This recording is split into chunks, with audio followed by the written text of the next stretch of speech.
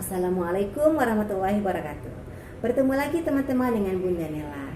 Kali ini kita akan mendengarkan sirah cerita Nabi tentang Nabi Adam. Nabi Adam adalah manusia pertama di atas muka bumi, manusia yang pertama yang Allah ciptakan.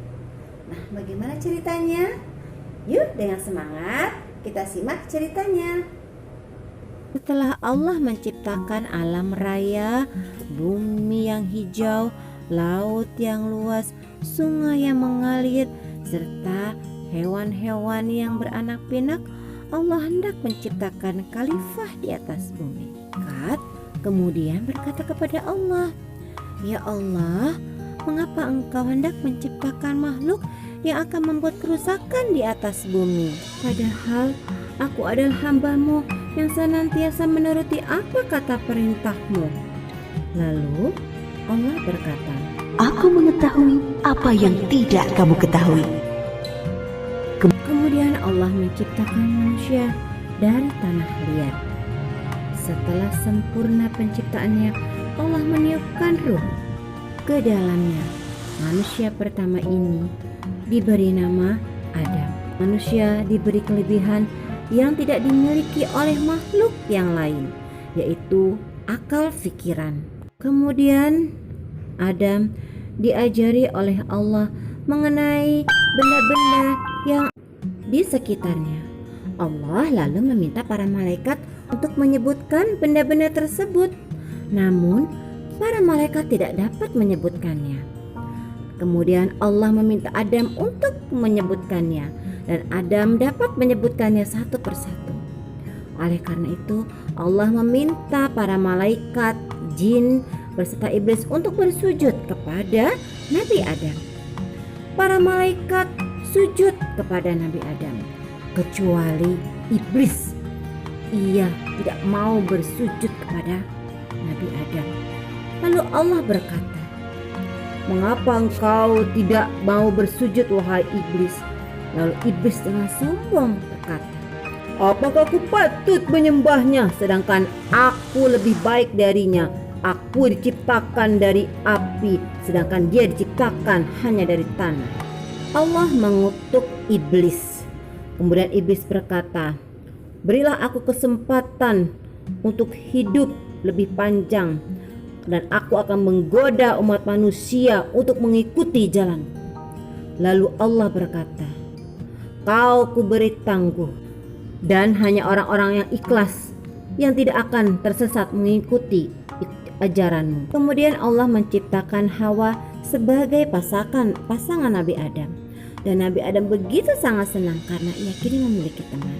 Mereka berdua tinggal di surga. Iblis terus mencari jalan bagaimana agar manusia tersesat dan tidak mengikuti perintah Allah. Allah memerintahkan Nabi Adam dan Hawa untuk menikmati surga dan memakan apa saja yang ada di dalam surga. Namun Allah melarang untuk mendekati sebuah pohon yang bernama pohon kulti. Allah pun memperingati Nabi Adam serta Hawa untuk berhati-hati terhadap iblis. "Hai Adam, setan itu adalah musuhmu dan juga musuh istrimu. Berhati-hatilah, jangan sampai dia mencelakakan kalian dan mengeluarkan kalian dari surga." Iblis terus mencari jalan dan cara bagaimana agar Adam dan Hawa bisa tergoda mengikuti ajakannya. Kemudian ia mengetahui bahwa Allah melarang Nabi Adam dan Hawa untuk mendekati pohon kulti. Dan ia akhirnya menggoda Adam dan Hawa untuk memakan buah kulti. Dengan segala cara dan bujuk rayunya, akhirnya Hawa mau memakan buah kulti tersebut. Dan Hawa menggoda Nabi Adam untuk ikut memakan buah kulti tersebut. Dan Allah marah serta murka terhadap Adam dan Hawa. "Bukankah sudah kularang kalian mendekati pohon itu? Dan bukankah sudah kuperingatkan kalian? Setan adalah musuh kalian." Mereka sangat menyesal dan memohon ampun kepada Allah. Allah memaafkan mereka dan memberi rahmat kepada mereka dan mengajari mereka sebuah doa. untuk memohon ampunan. Rabbana zalamna anfusana wa illam taghfir lana wa tarhamna lanakunanna minal khasirin. Ya Allah, kami telah menganiaya diri kami sendiri, dan jika Engkau tidak mengampuni kami dan merahmati kami, pastilah kami menjadi orang-orang yang rugi. Kemudian Allah mengampuni mereka dan menerima taubat mereka. Namun mereka tetap mendapatkan ganjarannya dan mereka harus keluar dari surga. Ketika mereka diturunkan ke bumi, mereka terpisah jauh sekali. Kemudian ketika mereka saling cari, akhirnya Allah mempertemukan mereka di Jabal Rahmah. Dan mereka akhirnya memulai kehidupan baru di muka bumi dan terus beribadah kepada Allah Subhanahu wa taala. Dan mereka dikaruniai 20 pasang anak kembar. Semenjak itu manusia terus berkembang di atas muka bumi.